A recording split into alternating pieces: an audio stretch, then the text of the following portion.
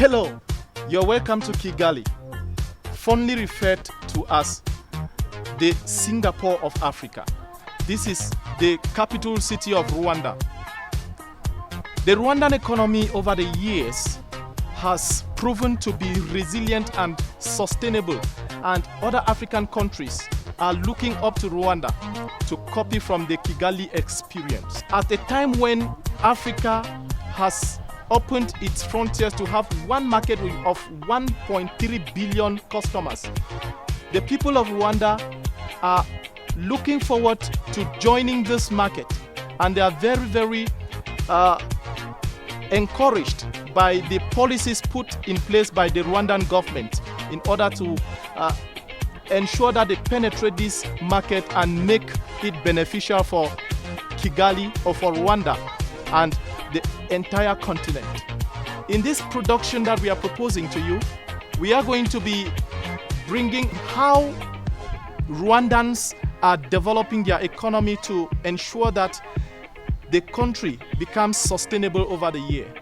Nations across the globe fall, but their ability to rise and move on determines their strength among other nations.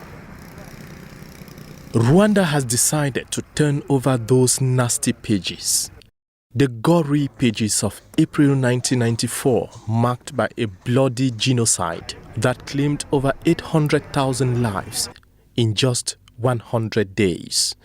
The land of 1,000 hills, as it is fondly called, has become a seductive business destination for other African countries, especially at a time when the African Continental Free Trade Area, with a 1.3 billion customer base, the biggest market on the world, goes operational. We think that with the coming of the African Continental Free Trade Area, it was important that Cameroonian SMEs they start going out to brand their product, to showcase their product, to scale their company to other countries. And we thought it wise such that to organize the Startup Business Exchange Program, which we think is going to create more impact and create more wealth for entrepreneurs, Cameroonian entrepreneurs and in Africa. The government of Rwanda has created the enabling environment and put in place the appropriate institutional and legal frameworks to facilitate business creation, expansion, and commercial exchanges with the external world. The Rwanda Development Board is one of such structures. First of all, the way investors are opening their business, very quick. We have one-stop center where people are getting open their businesses, and the next day they can start developing the business as well. Creating a company in Rwanda is very easy. It's a matter of hours, not a matter of days. And that's very interesting because everything is done online. Rwanda is a country that really appreciates IT, as I was saying, and that's the main reason why we are here. We really think that our expertise can be helpful to Rwandan companies and even to the Rwandan population as a whole. On this exploratory expedition to Kigali, the Cameroonian delegation made a stopover at the PEZ, the Prime Economic Zone of Kigali. The owner of the zone is called Prime Economic Zone. It's a PPP, Public-Private Partnership company. We are developing special economic zone around Rwanda. But for the time being, we have been developing this Kigali Special Economic Zone Phase 1 and 2. Phase 1 has 78 hectares, 2 178 hectares. It's a mixed zone where people are making so many products for our local market and foreign market. At the Prime Economic Zone of Kigali, the infrastructure is already in place with warehouses and office space beckoning on investors. When you are buying a land in this zone, you have already been exempted of the cost of the land. You are just buying the infrastructure, which are the access on the road, tarmac road, the potable water network, power supply. The vibrancy of the Rwandan economy largely owes credit to technology. Rwanda hosts the breeding ground of one of Africa's key tech hubs, lodged in Kigali. The hub is known as the Vestavela Startup House Kigali. The Vestavela Startup House Kigali is an entrepreneurial hub that connects entrepreneurs all over the country, as well as the international entrepreneurs have an environment where they can grow their businesses. This was initiated by the Vestavela Foundation, which was founded by Dr. Guido Vestavele, the former Minister of Foreign Affairs of Germany. It being an entrepreneurial hub, there are lots of startups coming in and going, but on average in a year we can have about 60 startups go through our space. But we also have an incubation program where every 9 months we select 20 startups, where we provide them with trainings, workshops, and networking opportunities to help grow their businesses. It is a veritable ecosystem and incubation center for startups in Rwanda. We teach people how to use these machines, for example, 3D printers, the CNC machine and the laser cutter, to see how you can actually do them. And we've discovered through this training, we actually stimulate the innovators to actually make a solution. We've seen some good solutions come out of the workshop program. When these startups come in with their projects at the embryonic stage, what processes do they go through? Once they come to our space, of course, they have access to high quality infrastructure where they have an office space as well as the maker space for digital fabrication. They have access to tools, the 3D printers, laser cutters, as well as other tool equipment that help them in manufacturing their products. And not only that, on the capacity building part, we also get to assess what do they need as a startup to scale their businesses, and skills come in where we look at do they understand the legal aspect of their business, financial aspect, how about what's happening in the ecosystem. So we bring in workshops that help them understand what's already happening in the market, but also get to be investment ready.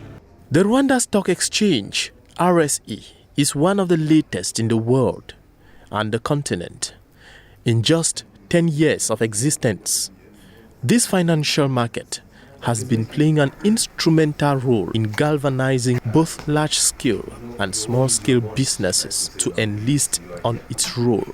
The reason of being of the exchange or the stock market in Rwanda was to be able to fund our economy. That's one. For long-term finance for businesses in general and government. And on the other side, to provide an avenue where people who have worked for their money, the savers out there, can save in credible sectors of the economy, basically. So we are matching basically the resources available and business ideas and entrepreneurs. Those are the two. But the last one, the most important one, is the governance and accountability. In the governance structure, promotion of good corporate governance, okay, which is where actually I think most people fail. The Rwanda Stock Exchange is unique on the continent because of its financial markets investment clinic that targets small and medium-sized enterprises, which constitute a bulk of the country's economy. Well, we call it the Capital Market Investment Clinic. Basically, it's an initiative, or rather an idea, which has come to address the issue. You know, if you go into the continent, particularly here in Rwanda, you find that our economies are dominated by small and medium enterprises. And if you do go the traditional way of stock markets or stock exchanges, these companies may not be eligible to access finance through the stock market. So we've realized we have created this clinic. We call it a clinic because we know everyone needs a health check. So we go to those companies, small, medium, and enterprises, startups. We start helping them to clean up their books, to clean up their own governance structures and the business structures so that they are able to be investor ready. So basically what we do for them, we want them to become good corporate citizens so that they can, anyone who gives them money, whether it's an investor who comes into the company by way of buying shares in the company or by lending money to them, they should be comfortable that these companies have passed through the process to become good corporate citizens. The Cameroonian young business class on visit to the structure believes that there is definitely a beautiful and gainful future for them in Kigali. It's amazing what they have realized in just 10 years, because when you look at the capitalization of this stock exchange, it is really amazing. But what I notice is that they focus all their attention on small and medium enterprises, and they put on place a system to help all those SME to grow and to be accoutrement with the stock exchange. And I think it is something that us we have to see how to benchmark it in our country. I learned a lot of things from this stock exchange. First of all, they have a structure of good governance and is there to put in place to help young, small and medium-sized enterprises to grow.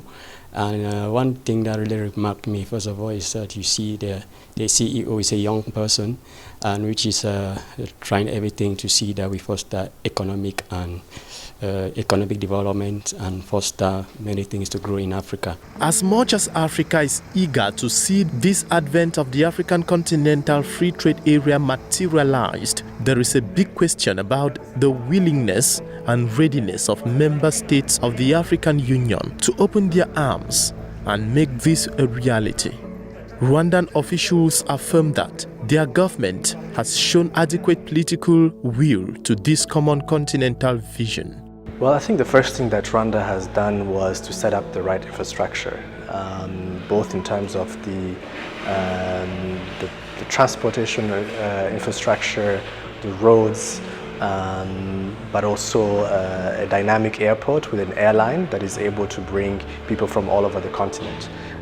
Beyond the infrastructure, the policies in terms of visas, in terms of regulations, have been also basically improved to make sure that everyone who feels that they want to set up a business in Rwanda may come here.